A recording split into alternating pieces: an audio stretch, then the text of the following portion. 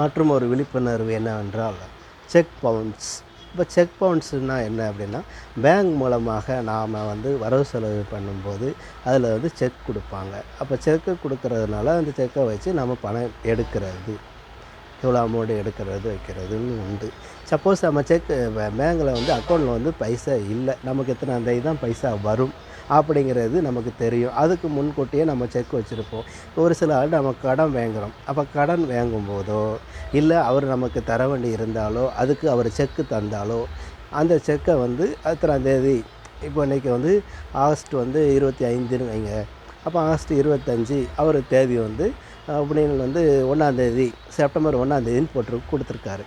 அப்போ செப்டம்பர் 1ஆந்தேதி கொடுத்துருக்கும்போது நாம் வந்து கரெக்டாக 1ஆந்தேதி கொண்டு போய் பேங்கில் போடுதோம் இல்லையா? அப்போ 1ஆந்தேதி செக்கில் பேங்கில் போட்டோம், நம்ம அக்கௌண்ட்டில் ஏறிடும் அப்படின்னு சொல்லி நம்ம நம்பிக்கையாக அவர் கொடுத்ததுனால கொண்டு போய் போடுதோம்.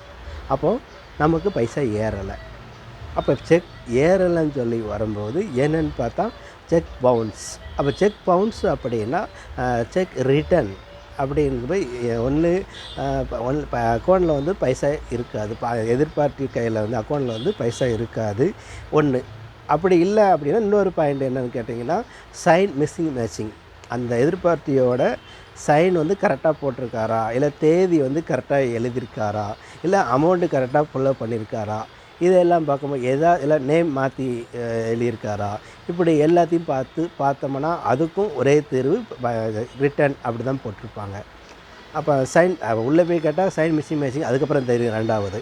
அப்போ இப்படி இருக்கிறது. முதல்ல வந்து நம்ம பார்க்கக்கூடியது செக் பவுன்ஸு ஆகக்கூடாது. இந்த இதில் காணொலியில் வந்து செக் பவுன்ஸு அது சாதாரண ஏழைப்பட்டவராக இருந்தாலும் சரி, விவிஐபியாக இருந்தாலும் சரி, செக் பவுன்ஸு ஆகவே கூடாது.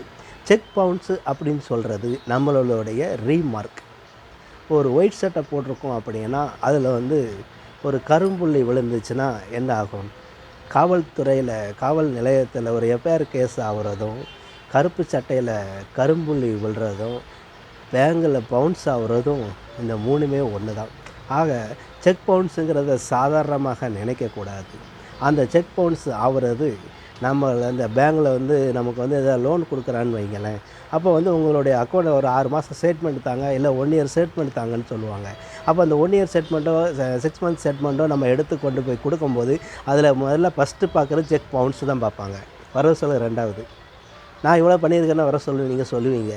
ஆனால் அதில் பார்க்கக்கூடியது மெயினாக செக் பவுன்ஸ் இத்தனை ஆயிருக்கும், 7 செக் பவுன்ஸ் ஆகிருக்கும் அப்படிம்பாங்க, 2 செக் பவுன்ஸ் ஆகிருக்கும்பாங்க. அப்போ செக் பவுன்ஸ்ன்னு வந்துட்டாலே இவன் நியாயமாக இல்லை என்கிற ஒரு சர்டிஃபிகேட்டு பேங்க்லேருந்தே கொடுக்கப்பட்டுகிறது. இதெல்லாம் அடித்து உடச்சி சில பேர் லீகல் இல்லாமல் இல்லீகலாக லோன் வாங்கி கொடுக்குறவங்க இருக்கிறாங்க, அது வேறு, அதுக்குள்ளே போக வேண்டாம். ஆக நமக்கு தேவை இப்போ செக்கு வந்து பவுன்ஸ் ஆகக்கூடாது. அப்போ செக் பவுன்ஸ் ஆகுனுச்சுன்னா நாம் வந்து ரெண்டாவது பார்ட்டி ஏமாத்துறாருங்கிற இதுக்கு வரும். பார்ட்டிக்கிட்ட அக்கௌண்ட்டில் பைசா இல்லை, அதனால் செக் பவுன்ஸ் ஆகுது. இப்போ வந்துட்டார், வந்ததுக்கு உடனே செக் எழுதி கையில் கொடுத்துடணும். அந்த ஸ்பாட்டில் நம்மளுக்கு டைம் முடிஞ்சிடுது. அதுக்குள்ளே நம்ம பைசா ஒன்று யார்ட்டையாவது கடை வாங்கி போட்டுறலாம் வச்சுக்கலாம்னு சொல்லி சில பேர் பண்ணுவாங்க. இப்போ நடிகர்கள் கூட அப்படி தான் நடந்திருக்கு, நிறைய கேஸ் பார்த்துருப்பீங்க. அதில் கூட அவங்களுக்கு விவிஐபியாக இருப்பாங்க, ஆனால் 5 கோடிக்கு செக்கு கொடுத்துருப்பாங்க, முடியாது. 36 லட்சத்துக்கு கொடுப்பாங்க, சில பேருக்கு முடியாது. பைசா இருந்தால் தானே, அக்கௌண்ட்டில் இருந்தால் தான் வரும், இல்லை அந்த டைமிங்க்கு நம்ம போட்டுடலாம்னு நினச்சி கொடுப்பாங்க, ஆனால் கொடுக்க முடியாத சூழ்நிலைகள் இப்படி உருவாகி விடும். எனவே நம்ம வந்து அந்த செக்கை வச்சு என்ன செய்யலாம்? செக் பவுன்ஸ் ஆகிட்டு எதிர்பார்த்து ஏமாத்துறாரு அப்படின்னு சொல்லும்போது அந்த செக்கை எடுத்துகிட்டு செக் வந்து பேங்க்லேருந்தே ஒன்று கூட்டு விட்ருவாங்க, இல்லை ஃபோன் பண்ணுவாங்க, இல்லை நம்ம போய் கேட்கலாம். அதுக்குள்ளே செக்கு வாங்கிடுவோம். செக்கையும் வாங்கிட்டு அதுக்குள்ளே தீர்வு என்ன, அந்த செக்கு ரிட்டர்னுங்கிற தீர்வை கொடுப்பாங்க. அதையும் வாங்கிட்டு மெமோவும் வாங்கிட்டு ஸ்டேட்மெண்ட் ரிப்போர்ட்டும் வாங்கிட்டு இதெல்லாம் வாங்கிட்டு ஒரு லாயரை போய் கன்சல்ட் பண்ணணும் ஃபஸ்ட்டு.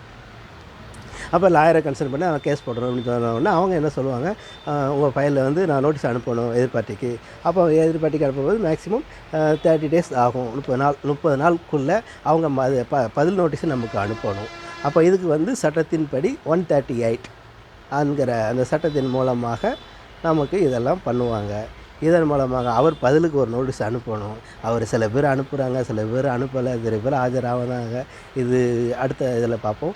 ஆக இப்படி ஒரு பிரச்சனைகள் எல்லாம் வருவதற்கு வாய்ப்புகள் அதிகமாகவே இருக்கிறது. ஆக ஒரு செக் பவுன்ஸ்னால் என்னங்கிறதுக்கு உதாரணம் தான் இந்த இது.